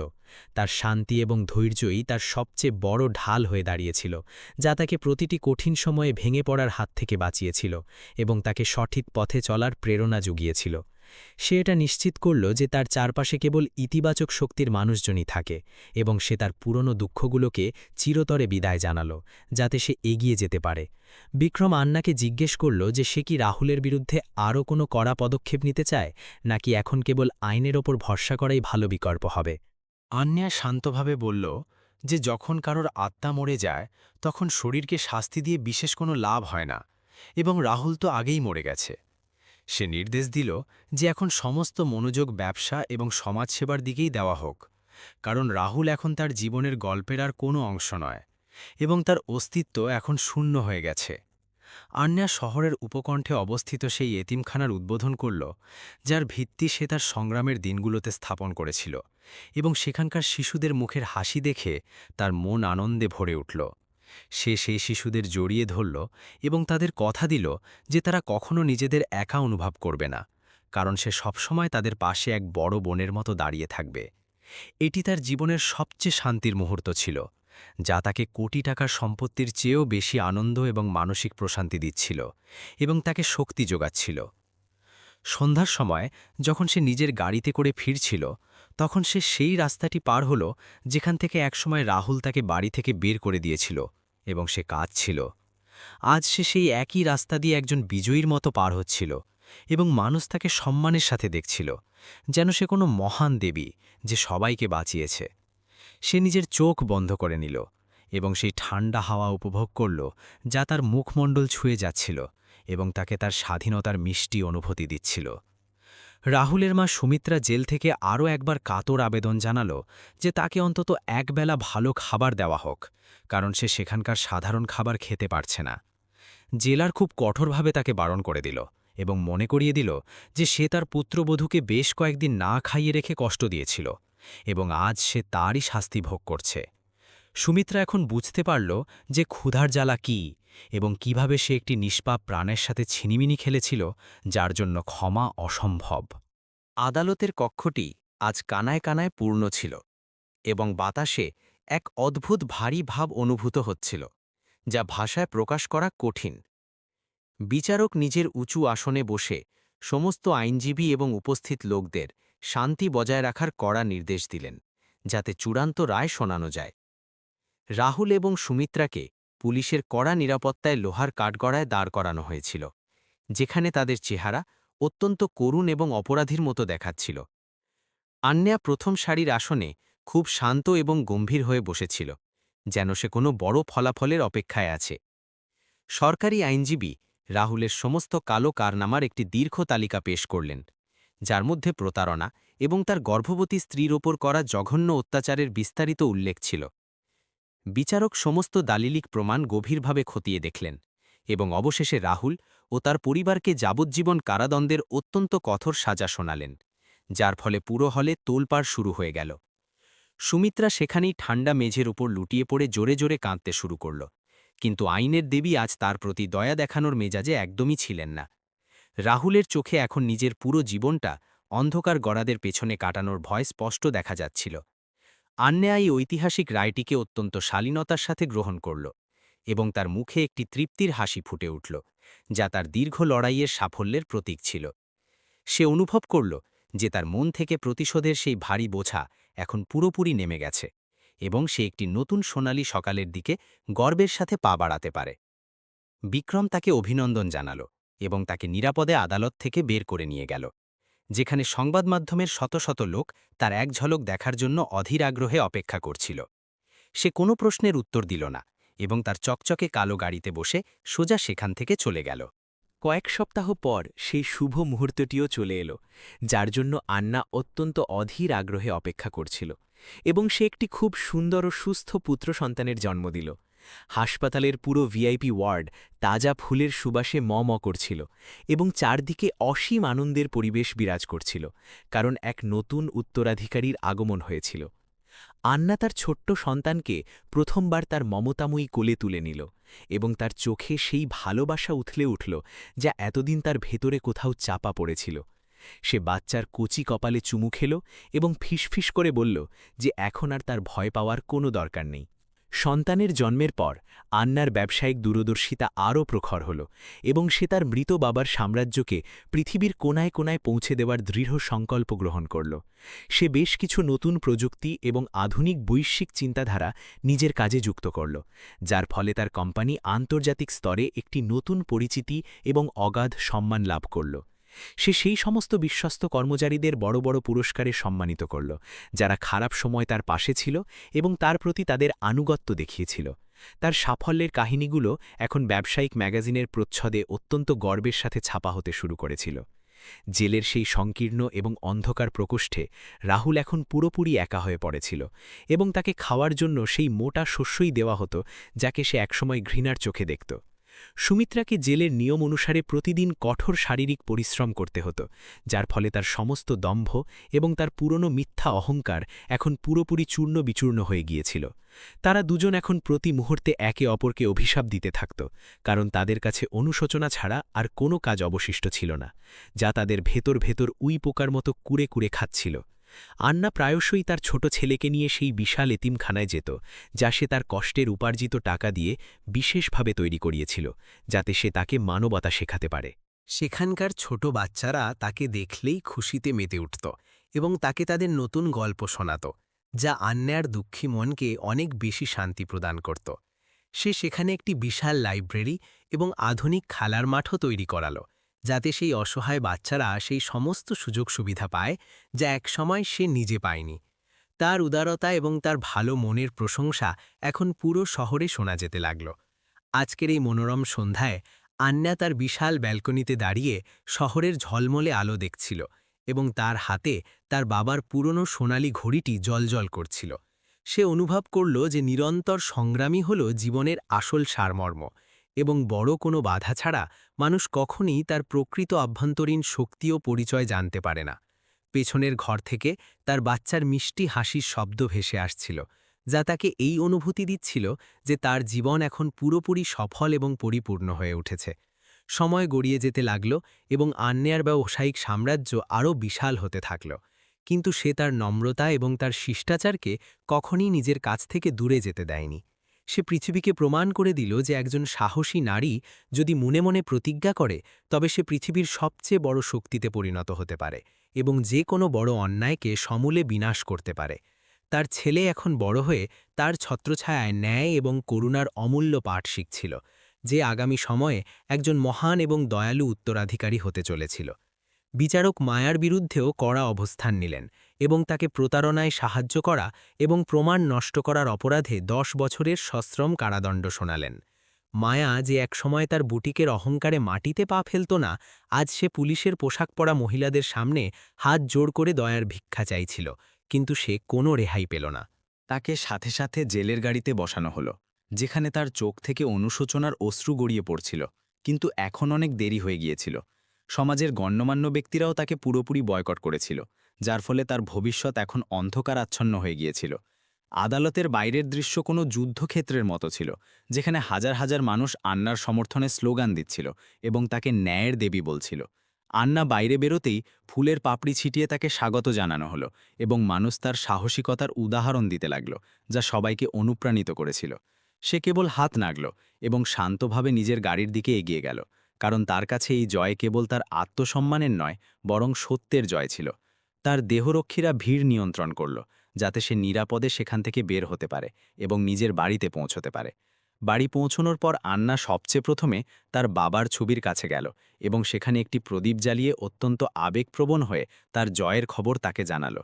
সে নিজের চোখ থেকে আনন্দের জল মুছল এবং অনুভব করল যে আজ তার বাবার আত্মা সত্যিকারের শান্তি পেয়েছে, কারণ তার নাম আবার উজ্জ্বল হয়েছে। সে কথা দিল যে সে তার আদর্শগুলো কখনো ভাঙবে না এবং সর্বদা দিন দুঃখী মানুষের সাহায্যের জন্য নিজের অর্থ ও ক্ষমতা সঠিক পথে ব্যবহার করবে। তার মনে এখন এক অদ্ভুত প্রশান্তি ছিল, যা সে গত কয়েক বছরে কখনো অনুভব করেনি। আন্না তার বিলাসবহুল বাংলোর একটি বড় অংশকে তার আগত সন্তানের জন্য একটি সুন্দর এবং সুরক্ষিত নার্সারিতে পরিণত করেছিল, যা আনন্দে ভরপুর ছিল। সেখানকার দেওয়ালগুলোতে হালকা নীল এবং সোনালী রঙের ছবি আঁকা ছিল, যা শান্তি এবং সুন্দর ভবিষ্যতের অনুভূতি দিত, যেখানে কেবল ভালোবাসারই বাস ছিল। সে নিজে দাঁড়িয়ে প্রতিটি খেলনা এবং দোলনা নির্বাচন করেছিল, যাতে তার বাচ্চা পৃথিবীর সবচেয়ে সেরা এবং আরামদায়ক সুবিধাগুলো পায়, যার সে দাবিদার। বিক্রমও এই কাজে তাকে পূর্ণ সাহায্য করেছিল এবং নিশ্চিত করেছিল যে নিরাপত্তার ব্যবস্থাও সেখানে অত্যন্ত মজবুত হয়। সন্তান জন্ম দেওয়ার সময় অ্যান্নার প্রচণ্ড ব্যথা হচ্ছিল, কিন্তু সে একজন যোদ্ধার মতো সেই কষ্ট সহ্য করেছিল এবং নিজের সাহস এক বিন্দুও কমতে দেয়নি। ডাক্তারদের একটি সেরা দল অনবরত তাকে নজরে রাখছিল এবং তাকে উৎসাহ দিচ্ছিল যে সে খুব সাহসী এবং সবকিছু শীঘ্রই ঠিক হয়ে যাবে। তার মনে কেবল নিজের সন্তানের নিরাপত্তার চিন্তাই ছিল এবং সে যে কোনো মূল্যে তাকে এই পৃথিবীতে সুস্থ এবং সুরক্ষিত দেখতে চাইছিল। যখন সে প্রথমবার তার বাচ্চার কান্নার আওয়াজ শুনল, তখন তার সমস্ত শারীরিক কষ্ট এক নিমেষে উধাও হয়ে গেল। বাচ্চাকে প্রথমবার নিজের বুকে জড়িয়ে অ্যান্না এমন এক শক্তি অনুভব করল, যা সে আগে কখনো অনুভব করেনি এবং যা তাকে অনেক বেশি শক্তি জোগাচ্ছিল।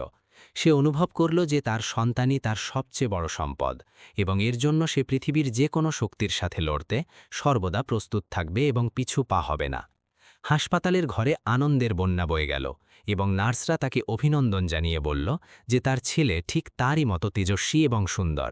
সে তার বাচ্চার ছোট্ট ছোট্ট পা ছুল এবং ঈশ্বরকে অসংখ্য ধন্যবাদ জানাল, যিনি তাকে এই উপহার দিয়েছেন।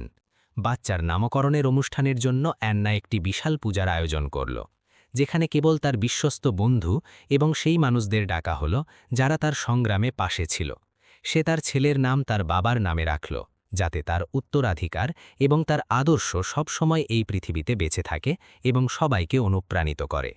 আন্নেয়া তার সাম্রাজ্যকে নতুন উচ্চতায় নিয়ে যাওয়ার পাশাপাশি একটি আন্তর্জাতিক মানের নারী ক্ষমতায়ন কেন্দ্র খুলল, যেখানে হাজার হাজার নারীকে স্বাবলম্বী হওয়ার জন্য উপযুক্ত প্রশিক্ষণ দেওয়া হতো। সে এটা নিশ্চিত করল যে কোনো নারী যেন আর্থিক অনটনের কারণে নিজের স্বপ্ন ছেড়ে না দেয় এবং সমাজে নিজের একটি আলাদা জায়গা তৈরি করতে পারে, যা তাকে গৌরব এনে দেবে। তার এই পদক্ষেপ পুরো দেশে একটি উদাহরণ হয়ে দাঁড়াল এবং সরকার তাকে সর্বোচ্চ নাগরিক সম্মানে ভূষিত করার ঘোষণা দিল, যার ফলে তার মর্যাদা আরও বৃদ্ধি পেল। সে এখন এক বড় অনুপ্রেরণায় পরিণত হয়েছিল। সময়ের সাথে সাথে আন্নেয়ার ছেলে এখন হামাগুড়ি দিয়ে চলতে শুরু করেছিল এবং তার হাসিতে পুরো বাড়ি গমগম করত, যা আন্নেয়ার জীবনের সবচেয়ে বড় এবং মধুর সঙ্গীত হয়ে উঠেছিল। সে তার বাচ্চার সাথে বাগানে ঘণ্টার পর ঘণ্টা খেলত এবং তাকে প্রকৃতির কাছাকাছি নিয়ে যেত, যাতে সে জীবনের ছোট ছোট আনন্দের আসল গুরুত্ব এবং মূল্য বুঝতে পারে। সে নিজের জীবনের সেই কালো পাতাগুলোকে এখন পুরোপুরি বন্ধ করে দিয়েছিল এবং কেবল বর্তমানের সুন্দর আনন্দের মধ্যে বাঁচতে শিখে নিয়েছিল। পুরোহিতরা নিয়মকানুন মেনে পূজা সম্পন্ন করলেন এবং বাচ্চাকে আশীর্বাদ করলেন যে সে অনেক বড় হয়ে সমাজের কল্যাণ করবে এবং নিজের পরিবারের মুখ উজ্জ্বল করবে। এই পবিত্র অনুষ্ঠানে আন্না অনেক অভাবী মানুষকে খাবার ও পোশাক দান করল, যাতে তারাও সামিল হতে পারে। জেলে লাহুল যখন পুরনো খবরের কাগজে আন্নার ছেলের জন্ম এবং তার ক্রমবর্ধমান সাফল্যের খবর পড়ল, তখন তার হৃদয় ঈর্ষা এবং রাগে পুরোপুরি জ্বলে উঠল। সে নিজের অসহায়ত্বের ওপর চিৎকার করতে লাগল, কারণ সে জানত যে এখন সে কখনোই সেই ঐশ্বর্য এবং সেই সুখের অংশ হতে পারবে না যা সে নিজের হাতেই ধ্বংস করেছে। তার কুঠুরির দেওয়ালগুলো এখন তাকে গিলতে আসছিল, এবং সে পাগলের মতো নিজের সাথেই কথা বলতে শুরু করেছিল, যার কারণে অন্য কয়েদিরাও তাকে ভয় পেত। তার মানসিক অবস্থা দিন দিন আরও বেশি খারাপ হচ্ছিল এবং তাকে ভয় গ্রাস করছিল। সুমিত্রার অবস্থাও জেলে খুব খারাপ হয়ে গিয়েছিল, কারণ তার পুরনো অসুখগুলো তাকে আবার চেপে ধরেছিল এবং সেখানে সে বিশেষ কোনো চিকিৎসাও পাচ্ছিল না। সে বিছানায় শুয়ে শুয়ে আন্নাকে মনে করত এবং ভাবত যে সে যদি অত্যাচার না করত তবে আজ সেও ওই প্রাসাদের মতো বাড়িতে আরাম করত।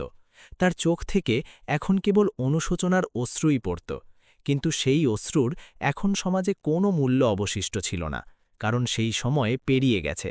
সে এখন নিজের মৃত্যুর কাছাকাছি আসার অনুভূতি পাচ্ছিল। তার চোখে এখন সেই পুরনো বিষণ্ণতা একদমই ছিল না। রাহুলের কিছু পুরনো সহযোগী আবারও আন্নাকে ভয় দেখানোর চেষ্টা করল, কিন্তু আন্নার নিরাপত্তা দল তাদের সাথে সাথে ধরে ফেলে পুলিশের হাতে তুলে দিল, যার ফলে তাদের পতন হল। আন্না স্পষ্ট করে দিল যে সে এখন আর কোনো হুমকিতে ভয় পাওয়ার পাত্রী নয় এবং তার শক্তি এখন আগের চেয়ে অনেক বেশি সুসংগঠিত এবং অভেদ্য হয়ে গেছে, যা কেউ ভেদ করতে পারবে না। মানুষ এখন তাকে সমঝে চলত এবং তার বুদ্ধিমত্তার উদাহরণ দিত, কারণ সে প্রতিটি শত্রুকে তার আসল জায়গা দেখিয়ে দিয়েছিল এবং ন্যায় বিচার করেছিল।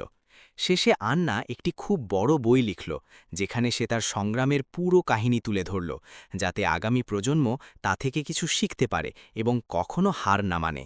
সে লিখল যে ন্যায়ের জয় সর্বদা হয়, শর্ত হল আপনার কাছে ধৈর্য এবং সত্যের পথে টিকে থাকার সাহস থাকতে হবে, যা আপনাকে মহান এবং সফল করে তোলে। বইটির মোড়ক উন্মোচনে সারা বিশ্ব থেকে গণ্যমান্য ব্যক্তিরা এলেন এবং তারা আন্নার অটুট সাহস এবং তার মহান বিজয়ের ভূয়সী প্রশংসা করলেন, যা সবাইকে বিস্মিত করেছিল। সে এখন একটি অমর নাম হয়ে উঠেছিল।